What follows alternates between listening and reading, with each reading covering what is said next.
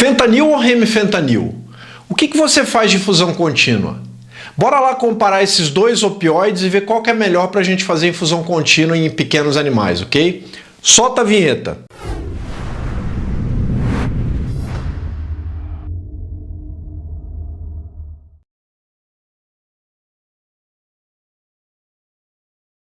Olá, tripulantes do Nave, tudo bem? Eu sou o Adriano Carregaro do Nave.vet.br e nesse vídeo da playlist Nave Tretas, nós vamos comparar os dois opioides mais utilizados em infusão contínua, o fentanil e o remifentanil. Ah, Adriano, é fácil, é o remifentanil. Calma aí, não é assim não. Nós vamos comparar os dois opioides em várias situações e ver aí quem que vai ganhar essa batalha, ok? Segundo round, UFC Cachaça.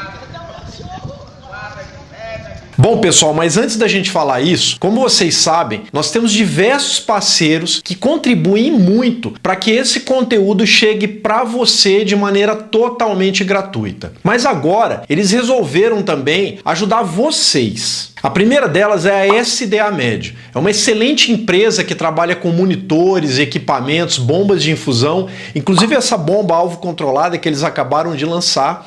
E eles têm um desconto especial para quem segue o Nave. Se você for lá no site e colocar o cupom NAVE, você vai ganhar um super desconto, ok? Aproveita essa daí. Outro parceiro importantíssimo aqui é a Vetnar. A Vetnar acabou de lançar um excelente curso de especialização em anestesiologia de cães e gatos. Oi, eu dei uma olhada lá nos palestrantes convidados, os caras são bons, velho. E eles também vão dar um super desconto para você que usar o cupom NAVE. Então entra lá. Os dois links estão aqui na descrição e aí você coloca o cupom NAVE que vai rolar um negócio aí interessante, ok? Bom, então vamos lá comparar os dois opioides, o fentanil e o remifentanil. Atualmente, parece que o pessoal mais novinho aí gosta de fazer infusão de remifentanil.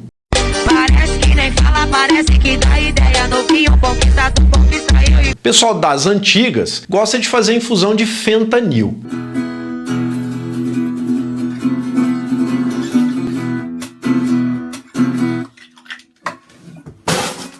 Eu acho uma discussão meio besta, não tem muita lógica a gente discutir esses dois medicamentos, mas enfim, como esse negócio é meio polêmico, de vez em quando dá uma polemizada, nós vamos discutir aqui, nós vamos comparar esses dois opioides em vários aspectos, para a gente ver ali qual que é a vantagem e a desvantagem de cada um e a gente decidir se um é melhor do que o outro ou se é tudo igual, ok? Bom, a primeira comparação vai ser em relação à potência. A potência do remifentanil é metade da potência do fentanil. Adriano, então o fentanil promove melhor analgesia? Não, meu velho, não tem nada a ver. Inclusive, nessa videoaula aqui sobre opioides, nós falamos um pouco sobre essa relatividade de potência. Na verdade, esses dois opioides, eles são agonistas totais. Então, eles atuam de maneira muito similar nos receptores opioide. E a analgesia é produzida de uma maneira muito parecida, muito similar. Mas a dose que a gente utiliza de remifentanil geralmente é o dobro da dose do fentanil para que eles promovam a mesma analgesia. Então é interessante a gente entender que quando a gente fala de potência, a gente está falando em relação à dose, mas não em efeito analgésico, ok? Isso é muito importante. Eu aconselho vocês a assistirem esse vídeo aqui, a videoaula sobre opioides, que ela tira um pouco dessas dúvidas aí sobre quem promove maior analgesia, ok? Então nesse caso, está errado a gente falar que o fentanil promove melhor analgesia do que o remifentanil. Eles promovem analgesia similar, obviamente a gente vai ter que fazer doses diferentes. Então, nesse caso aí, nesse quesito, ponto para os dois aí e vamos seguir o jogo. A segunda comparação é em relação ao tempo de ação. E aqui vai um detalhe importante. Quando a gente faz um bolus, né, uma dose única de fentanil, ele vai durar ali, a analgesia vai ser por volta de 15 a 30 minutos. Se a gente fizer uma dose, né, um bolus de remifentanil, vai durar apenas 5 minutos. Adriano, essa comparação não vale. Oxe, lógico que vale. Vale sim, a gente está falando de tempo de ação aqui. Então, vocês vão entender que o remifentanil a gente dificilmente vai usar em uma dose, né? Ele não funciona muito bem para isso, especialmente porque o período de ação dele é de 5 minutos, mas a gente tem que falar sobre período de ação. E outra coisa, quem está fazendo o vídeo aqui sou eu, então eu falo o que eu quiser, beleza? E nós vamos comparar esses dois em relação ao tempo de ação, sim. Bom, essa diferença em relação ao tempo de ação, ela está relacionada à farmacocinética dos medicamentos. Então a gente vai ver, a gente vai discutir um pouco também mais para frente, que isso depende muito de como esse medicamento é distribuído e de como ele é metabolizado. Mas enfim, o fentanil, ele tem algumas aplicabilidades, como por exemplo, eu posso utilizar o fentanil para MPA, eu posso utilizar o fentanil numa situação ambulatorial rápida e também podemos utilizar o fentanil como infusão contínua durante a anestesia. No caso do remifentanil, como ele tem um período de ação muito curto, dificilmente alguém vai fazer um bolo de fentanil. Vai ter que ficar fazendo bolos a cada 5 minutos, não vai funcionar muito bem isso, não funciona muito bem na prática, né? Então a gente entende que o remifentanil ele é um opioide para a gente usar como infusão contínua. Então nesse caso, em relação ao tempo de ação e a versatilidade do fentanil, nós vamos dar um ponto para o fentanil. Mete ponto para o fentanil aí. Então já que a gente está falando de infusão contínua, vamos comparar os dois na infusão contínua. Adriana, aí o remifentanil ganha, não tem boca. Não, calma aí. As mesmas características que a gente falou do remifentanil e do fentanil na situação passada, vai valer para essa também. Então, em relação ao remifentanil, ele é rapidamente quebrado, né? Ele é metabolizado por via extrahepática, especialmente por esterases plasmáticas. Então, o remifentanil, ele é considerado um excelente medicamento para infusão contínua. Por quê? Você começa a fazer a infusão, rapidamente ele chega no nível plasmático interessante para analgesia e imediatamente a hora que a gente para de fazer a infusão, cai drasticamente a concentração. Então ele tem um efeito muito próximo, né, do início da infusão até o final. Ele não acumula, né? No caso do fentanil, isso já acontece. O fentanil ele é metabolizado pelo fígado,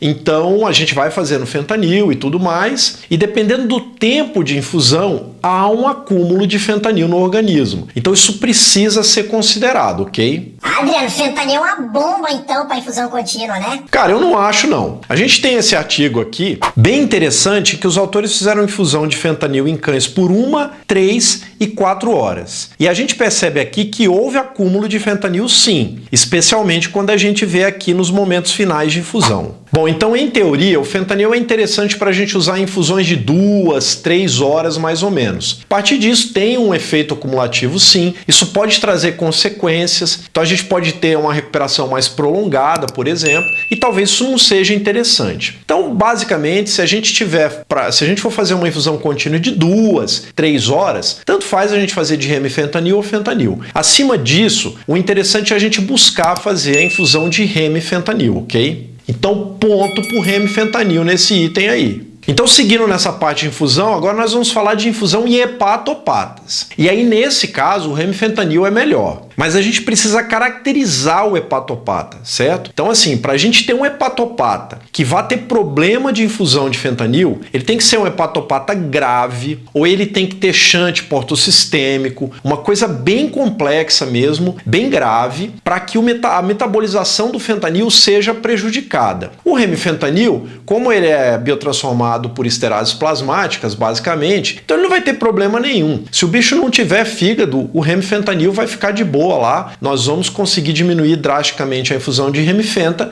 quando terminar a infusão. Então, nesse quesito, não tem muito o que a gente conversar. Se você tiver com um paciente hepatopata, comparativamente o fentanil ou o remifentanil, obviamente o remifentanil é melhor.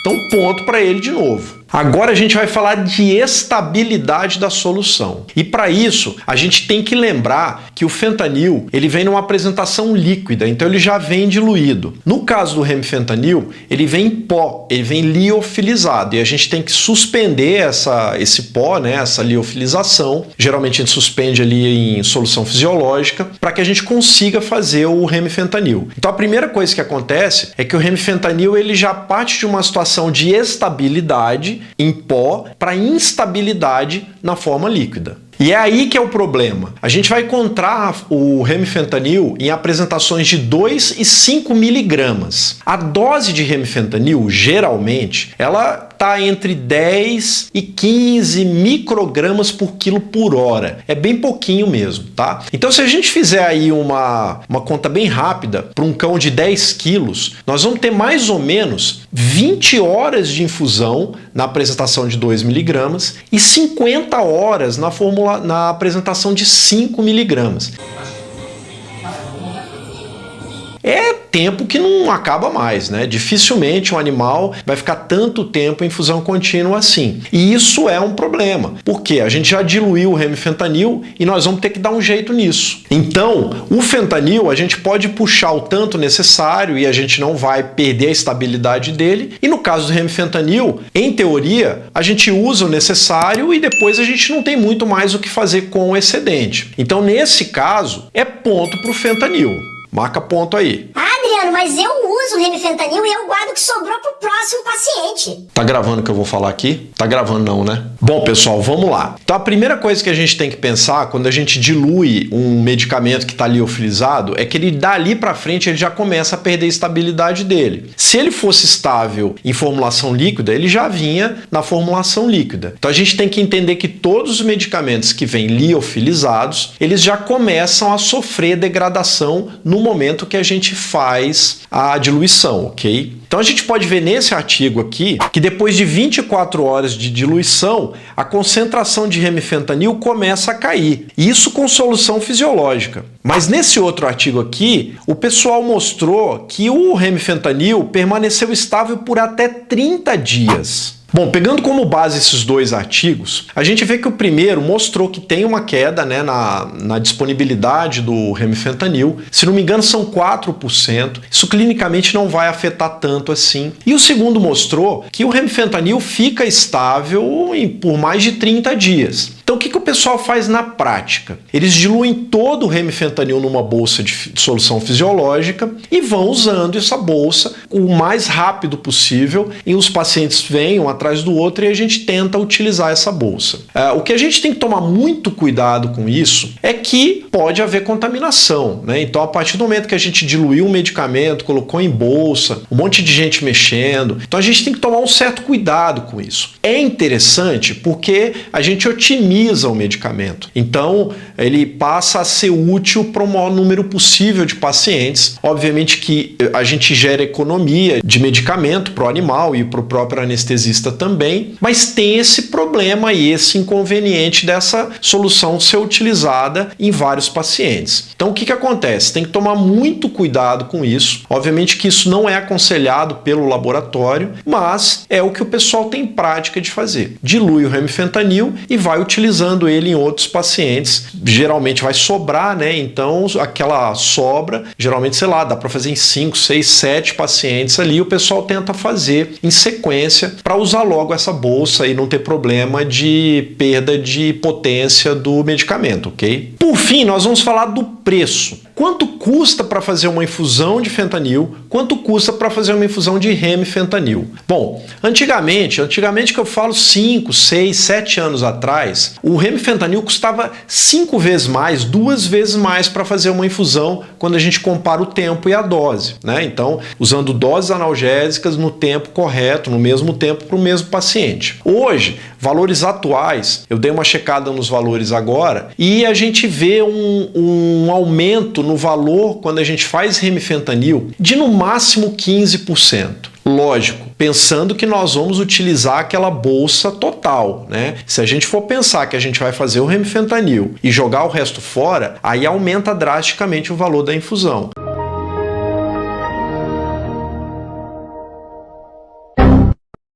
Mas se a gente pensar que a gente vai otimizar aquela bolsa, a infusão fica ali por volta de 10 a 15% mais cara quando a gente faz o remifentanil. Bom, e se a gente considerar que esse valor está diminuindo ao longo do tempo, provavelmente daqui a alguns poucos anos essa infusão vai ser praticamente o mesmo valor. Então, em relação a esse item aí, ponto para os dois aí, mete ponto para os dois aqui embaixo, beleza? Quem deu mais ponto aí? Quem deu mais ponto? Empatou? Eita! Bom, pessoal, a gente fez essa comparação só para brincar um pouco, mas assim, particularmente, eu acho que essa comparação ela é meio louca. Os dois medicamentos têm aplicabilidades distintas, não vejo que um medicamento é melhor do que o outro, tá?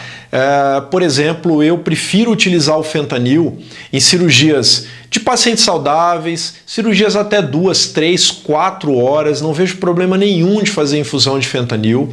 Inclusive ele vai dar analgesia residual pós-operatória imediata, isso é uma coisa muito boa, né? No caso do remifentanil a gente não vai ter analgesia residual, então eu acho que ele se aplica bem nesses casos e geralmente desses dois é o que eu escolho fazer.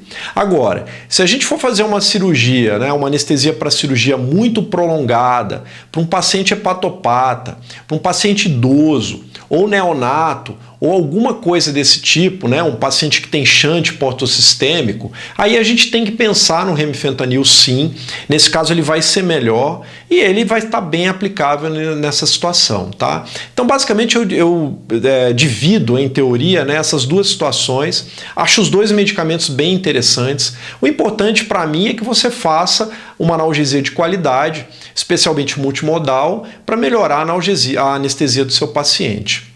Agora, o que você vai usar, a decisão é sua, você que decide, ok? O importante é que você continue assistindo os vídeos do Nave e um grande abraço e até breve.